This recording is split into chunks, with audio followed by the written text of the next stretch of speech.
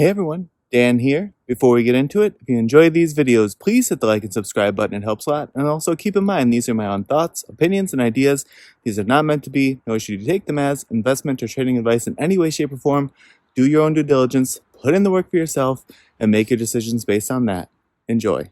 All right, folks, here we are on Monday, January 17th. We're going to take a look at SoFi before the week, I guess the short trading week ahead kicks off tomorrow and Tuesday. So I'm still a little bit in recovery mode from this booster, which put me on a commission on Thursday and Friday of last week. So sorry, I'm slow on videos last week, or I guess light on videos, but the week ahead should be okay. But if my voice sounds strained, that's just part of what I'm dealing with at the moment. But we should be able to make it through this okay. All right, so speaking of making it through okay, SoFi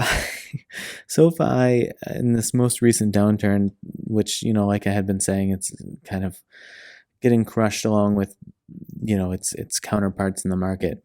Over 5.5% down on Thursday, and then on Friday, slightly green, plus 0.84%, which might not sound great, but you look at Finex down over 1% and then fell another 1.3 in the after hours. So, we'll see if that really yields anything come tomorrow morning. But down over 1% in the day, ARC-F down basically 1%. So those two being relatively on par.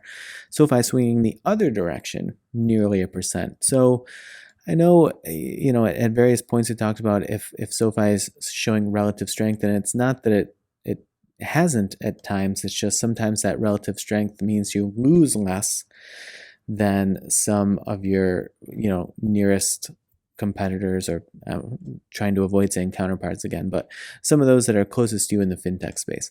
I guess the other thing is I would start to question at this level, being that it dipped down into the 12s and is now trying to still hold on to the 13 level here. I have this like 1308 or whatever it is, support level, and 1355 there before we could make an attempt back at 14. My question would be, if, even though it has shown relative strength periodically previously in this downturn, could it be that it's just relatively strong in the 12s and 13s in general? Be interested to see if that sort of plays out this week, or what that might look like. And to me, that would sort of be a byproduct of the market overall thinking that this is obviously maybe a really strong price for SoFi, which could mean that they think that it's fairly priced, right? So there's a lot of activity at this price, but it's basically because folks think, okay, this is a pretty fair value to get this stock at. Or if folks just kind of think that it actually could be a really good deal at this price. I know there's been a lot of articles and stuff that have come out about how SoFi could be a really great deal. I mean, a lot of those are coming out in the 14s and 15s even. And so we had this, little faked me out at least a bit here, as you might know. And then, we were caught under these. I'm going to get rid of this downtrend resistance because it's sort of just coming back down into it and relying on this downtrend resistance level as like downtrend support, if you want to think of that sad terminology. So, in lieu of just kind of cluttering up the chart more, get rid of that. And then probably also would make sense to pop this out. And until it starts to push back up here over, toward the $15 level, then maybe we can throw that back in, because it'd be interesting to see if it starts to treat that as uptrend resistance or not. But for the time being, what I'm mostly looking for is for it to leave this resistance level alone, get some distance from it, even if that means that it just kind of moves sideways along this $13 level, or even, high to mid 12s, and can get some distance from it and then start to, put in some of its own motions again. And we see that periodically happening recently, but nothing that can really stick, and nothing that can really kind of outpace, and it can't really extract itself from the overall markets, which is struggling. And then in addition to that, growth definitely struggling, tech definitely struggling, and fintech definitely struggling. So it's caught under the weight of various sectors and markets that are just in a dramatic struggle at the moment. And we're gonna have to just kind of wait to see what happens. And I'm really interested to see what happens. I think I had mentioned this last week, when it's able to pull itself away from just kind of interacting with and following around those, major indices or growth or tech or fintech, what it's able to do with itself when it has some space, has some freedom to kind of move itself in the way that the stock and the market feel that it should go. So until then, I'm just kind of holding on and waiting to see what's going to happen. We pull up the chart here. I guess we could put this on the 1 day.